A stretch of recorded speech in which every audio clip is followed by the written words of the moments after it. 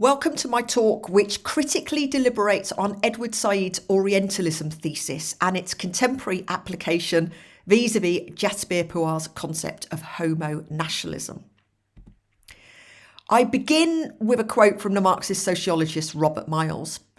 Much of the British and North American theorising about capitalism and racism since the 1960s, while drawing upon the immoral status of racism, which derives to a significant degree from the final solution, utilises a colonial model, which has little scope to explain much of the European racism of the 19th and 20th centuries, and certainly not that form of racism which others label anti-Semitism.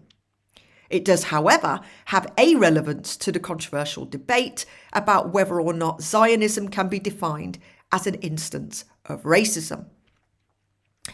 Even though anti-Jewish racism was central to racist ideology from the mid-19th century onwards, and the rise of fascism in Western Europe during the 1930s, the study of racism since the 1960s has been largely shaped by a need to comprehend colonialism, either in a post-colonial situation or in the context of migration from the ex-colonies into Western European countries and indeed North America. This colonial model of racism is a conceptual deflation of racism to, I quote Miles, a white ideology created exclusively to dominate blacks. Moreover, as an academic approach that emerged in the United States and which has been transposed to a British context, it is a peculiar geographical and historical straitjacket. The colonial model of racism, I argue, problematically turns the fluid and contested idea of race into a fixed racial reality, implying that racial culture has a natural essence with deterministic political and social consequences.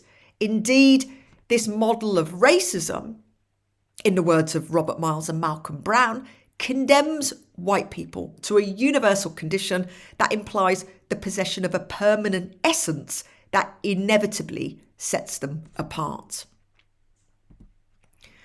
The colonial model of racism restricts what is considered as racism to a white over black relationship, thus removing from view, for example, anti-Jewish racism, and neglecting a wider dynamic of racism with nationalism and capitalism. This in turn fuels a notion of Zionism, for example, as racist colonialism that eliminates a proper, fuller analysis of Zionism as a form of nationalism, both a nationalism with racist and colonial dimensions and a nationalism seeking to escape anti-Semitism. As the work of Robert Miles shows, while colonialism was, I quote, an integral moment in the history of racism, it was actually the articulation between the capitalist mode of production and the nation state, rather than between capitalism and colonialism, that mapped the primary set of social relations within which racism had its origins and initial effects. The colonial model of racism is primarily a cultural analysis of racism that interprets racism as cultural phenomena, representations, and practices, which has contributed to the development of post-colonial and colonial discourse theories, such as, notably, Edward Said's Orientalism thesis, and a conscious distancing move away from Marxist analysis of capitalist political economy and class relations. Orientalism is here defined as a style of thought based upon an ontological and epistemological distinction between the Orient and the Occident. Said's Orientalism thesis reveals the way in which the East is represented in and by Europe and North America to position the West as its cultural superior. Again, in Said's words, the important thing was to dignify simple conquest with an idea, to turn the appetite for more geographical space into a theory about the special relationship between geography on the one hand and civilized or uncivilized peoples on the other. Orientalism as a racialised othering of the global East by the global West is a dualistic cultural schema that operates within an exclusively colonial model of racism. So, a colonial model of racism understands racism as a white ideology over non-white bodies. Within this, you have Orientalism as this dual camp schema of the dominance of the West over the East or the rest. You have an understanding of Orientalism as a Western racism of the East or the rest. The logic of the Orientalism thesis is actually as follows. Again, in Said's words, the Orient that appears in Orientalism is a system of representations framed by a whole set of forces that brought the Orient into Western learning, consciousness, and empire. It is therefore correct that every European, in what he could say about the Orient, was consequently a racist and imperialist and almost totally ethnocentric. I want to return here to the quote from Miles and Brown, that a colonial model of racism effectively condemns white people to a colonial condition that implies the possession of a permanent essence that inevitably sets them apart. Furthermore, if the racism of Orientalism is an essentializing process of the West over the East, of white bodies essentializing black and brown bodies, then its implicit response is an anti-racism that essentializes whiteness and white bodies. And, in the words of Robert Miles, the strategy that wholeheartedly grounds itself in a discourse that continues to give legitimacy to the idea that there are such things as races is handing a card to the racists. What's more, as the geographer Alistair Bonnet states, in relation to ethnic and racial studies, a singular focus on Western power and non-Western submission or resistance is not just dated, it is Eurocentric. What Bonnet coins the Western racism paradigm, which dominates ethnic and racial studies, and I would argue has some origin in the Orientalism thesis, prevents a study of racism that is genuinely international by ignoring, downplaying and denying what are, in actuality, I quote Bonnet, cross-hatching and intermingling sites of modern racism in most of the world. The central casting of a globalising white colonial racism has effectively cast out of sight other racisms and the possibilities of anti-racism. I turn now to a contemporary application of the Orientalism thesis. Homonationalism is a concept introduced by Jasbir Puar post 9/11 to explain how Western nations use the rhetoric of gay rights and liberation to further their colonial and imperialist repression in the Middle East and beyond. Here, the argument goes, the intention is less about ending homophobia in the United States and more about justifying the war on terror in Iraq, Afghanistan, and Palestine. Homonationalism pivots on the idea that the West represents itself as standing for the Enlightenment, modernity, progress, and freedom, while the West represents its other as bound to the past. So, for example, even though same-sex marriage in Israel is illegal and same-sex marriage in the United States was only made legal in 2015, homonationalism effectively states, we aren't homophobic here, they are over there.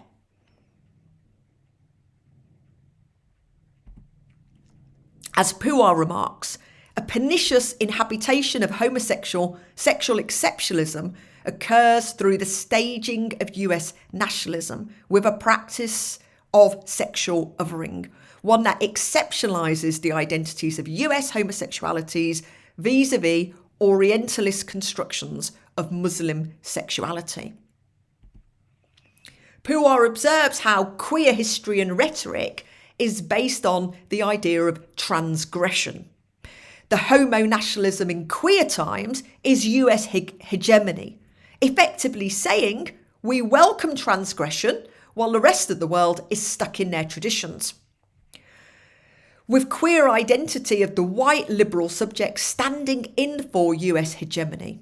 On the other hand, the terrorist is revealed as a queer assemblage, sexually ambiguous and uncontrollable, who is denounced by homonationalism as a bad queer of improper transgression. As Puar suggests, there is a possible rereading of these terrorist bodies, typically understood as culturally, ethnically and religiously nationalist, fundamentalist, patriarchal and often even homophobic, as queer assemblages. The political import of this queer rereading should not be underestimated in the upheaval of the with us or against us rhetoric of the war on terror. In the opening to her book, Puar notes that in 2006, two LGBTQ organisations, Idaho and Outrage, protested against anti-gay persecution in Iran. And that also in 2006, the US government hailed Iran as part of its axis of evil, while Israel's invasion of Lebanon increased pressure to strike against Syria and Iran for their allegiance to Hezbollah. In this observation, she concludes, at this historical moment, this bizarre conjuncture functions as nothing less than the racism of the global gay left. To recap, we have a colonial model of racism, which understands racism as the white ideology over non-white bodies. Within this, I think Orientalism operates a dual camp schema of the dominance of the West over the East or rest. Orientalism is understood as a Western racism of the East or rest. Homonationalism is a co-opted sexual exceptionalism of the white neoliberal queer subject, and it represents itself as good, while also representing the terrorist queer as bad. On the other hand, quoting Puar, terrorist assemblages not only counter sexual exceptionalisms, they also creatively, powerfully and unexpectedly scramble the terrain of the political within organising and intellectual projects. These are assemblages that demonstrate the import of theorising the queer affective economies that impact and engrave but also announce, trail and emblazon queer bodies, suicide bombers, the turban Sikh man, the monster terrorist fag, the tortured Muslim body, the burqa'd woman, the South Asian diaspora drag queen, to name but a few. Now, the problem with Puar's analysis, similar to Said's Orientalism thesis, is that it flips an imperialist dual camp cultural schema into an anti-imperialist dual camp cultural schema without adequately questioning the political and social nature of this anti-imperialist resistance. My enemy's enemy is not necessarily our friend. Moreover, whiteness and the West is locked into a permanent essence of badness, while its counterpart, by virtue of just being its counterpart, is not. Indeed, its counterpart is given a remarkable fluidity of radical queer possibilities.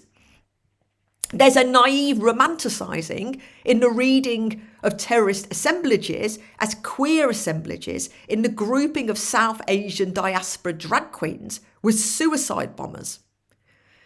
As much as racism is ideologically and spatially dynamic, intermingling and cross-hatching, so too is anti-racism and the geographical and historical straitjacket of a colonial model of racism, of the Orientalism thesis, and of the concept of homonationalism must be wrestled out of for a more adequate explanation of our world and our political responses to our world.